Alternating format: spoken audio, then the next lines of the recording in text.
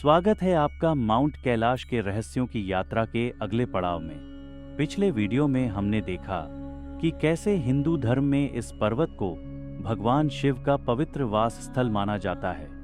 हमने यह भी समझा कि कैलाश को विश्व का केंद्र क्यों कहा जाता है और कैसे इस जगह की आत्मशक्ति लोगों को हर साल अपनी ओर खींचती है। आज हम और गहराई में जाएंगे। माउंट कैलाश का जन्म कैसे हुआ? क्या यह सिर्फ एक प्राकृतिक घटना का परिणाम है या इसके पीछे कोई पुरातन आध्यात्मिक शक्ति का हाथ है जो हमें प्राचीन कहानियों और धार्मिक ग्रंथों में मिलती है? चलिए हम मिलते हैं इन दो दुनियाओं के बीच, प्रकृति और अध्यात्म, और समझते हैं इस पवित्र पहाड़ के रहस्य। हिंदू मिथकों में माउंट कैलाश के जन्म से जुड़े काफी अद्भुत किस्से मिलते हैं। सबसे प्राचीन विश्वास ये है कि यह भगवान शिव का दिव्य सिंहासन है। लेकिन यह सिंहासन बना कैसे? कहा जाता है कि सृष्टि के प्रारंभ में शिव जी ने स्वयं अपने वास के रूप में इस पवित्र पहाड़ को रचित किया। पुराणों के अनुसार माउंट कैलाश को अन्य पर्वतों की तरह नहीं बल्कि दिव्य शक्तियों ने प्रकट किया था। कहा जाता है कि जब ब्रह्मा ने सृष्टि का निर्माण किया तब कैलाश को विश्व के मध्य में स्थापित किया गया, जहां से सब कुछ संचालित होता है। यह एक कॉस्मिक मंडला के रूप में बनाया गया था जो धरती और आकाश को जोड़ता है। एक और कथा कहती है कि माउंट कैलाश को माउंट मेरू भी कहा जाता है, जो विश्व के केंद्र का प्रतीक है। पुराणों के अनुसार माउंट मेरू ही वह प्रथम पर्वत था जो समय के प्रारंभ में बना था और बाकी सारे पर्वत सिर्फ उसके प्रतिबिंब हैं। इसीलिए कैलाश एक अद्भुत सामर्थ्य का प्रतीक है जो विश्व के संतुलन को दर्शाता है। पिछली बार हमने कैलाश पर्वत के रहस्यों का जिक्र किया था। आज हम एक और अद्भुत कथा को जानेंगे जो इस पर्वत की दिव्यता को और गहराई से समझाती है। कहा जाता है कि प्राचीन काल में ऋषि भृगु, जो महान तपस्वी और विद्वान थे, शिव जी के परम भक्त थे। एक बार उन्होंने सोचा कि क्या वास्तव में शिव जी का निवास कैलाश पर्वत पर है, जैसा कि धर्म ग्रंथों में कहा जाता है, या यह केवल एक मान्यता है। इस संदेह को दूर करने के लिए ऋषि भृगु ने शिव जी का साक्षात्कार करने का संकल्प लिया और तपस्या में लीन हो गए। उनकी कठोर तपस्या से प्रसन्न होकर शिव जी ने उन्हें दर्शन दिए, लेकिन भृगु ऋषि संतुष्ट नहीं हुए।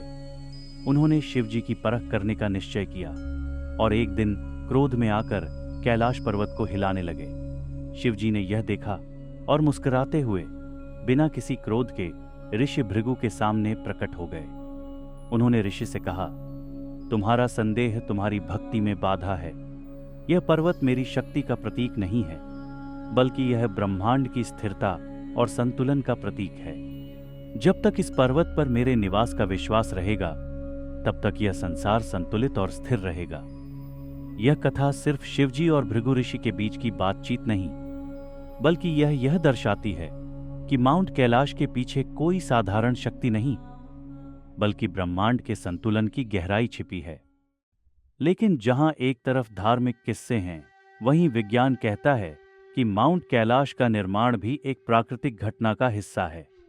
भौगोलिक दृष्टि से यह पर्वत ट्रांस हिमालयन रेंज का हिस्सा है, जो करोड़ों साल पहले भारतीय टेक्टोनिक प्लेट के यूरेशियन प्लेट से टकराने के बाद बना। लेकिन यहाँ एक अजीब बात है, जबकि हिमालय के अन्य शिखर जैसे माउंट एवरेस्ट अभी भी टेक्टोनिक प्लेट्स के टकराव के कारण ऊंचे हो रहे हैं, माउंट कैलाश अपने स्थान पर बिल्कुल स्थिर और अलग है। यह पर्वत दूसरे पर्वतों से जुड़ा हुआ नहीं लगता, जैसे इसका निर्माण किसी अलग प्रक्रिया से हुआ हो। इसकी पिरामिड जैसी आकृति और बिल्कुल समांतर छवि भूवैज्ञानिकों के लिए एक रहस्य बन गई है। कुछ लोग तो यह भी मानते हैं कि कैलाश की परफेक्ट सिमेट्री और अकेलापन इस बात का प्रमाण है कि यह सिर्फ प्राकृतिक घटना नहीं, बल्कि कोई अद्भुत शक्ति इसका निर्माण कर रही थी। हालांकि विज्ञान को अभी तक इसके पीछे कोई स्पष्ट सबूत नहीं मिला, लेकिन यह रहस्य अब भी बना हुआ है। भूवैज्ञानिक सिद्धांतों के अलावा एक और पहलू है जो इस पर्वत को और भी गहरा बनाता है, इसका आत्मिक महत्व।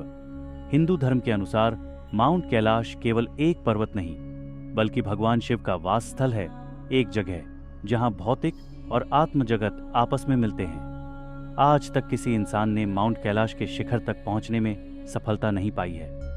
काफी अनुभवी पर्वतारोहियों ने यह प्रयास किया, लेकिन किसी न किसी वजह से वे सफल नहीं हो पाए।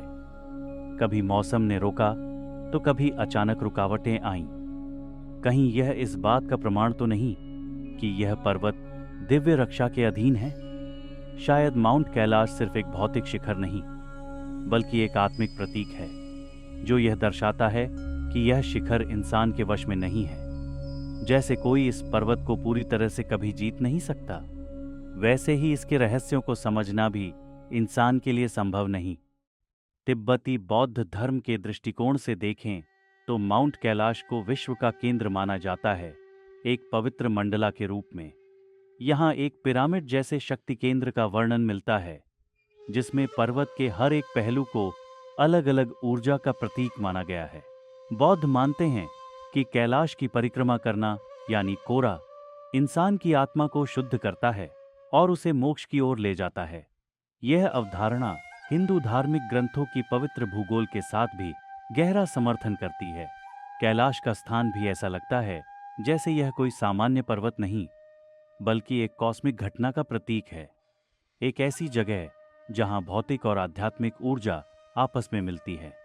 इस दृष्टि से देखा जाए तो माउंट कैलाश का निर्माण केवल एक प्राकृतिक घटना नहीं, बल्कि एक दिव्य घटना थी, जो आज भी लोगों को प्रेरणा देती है।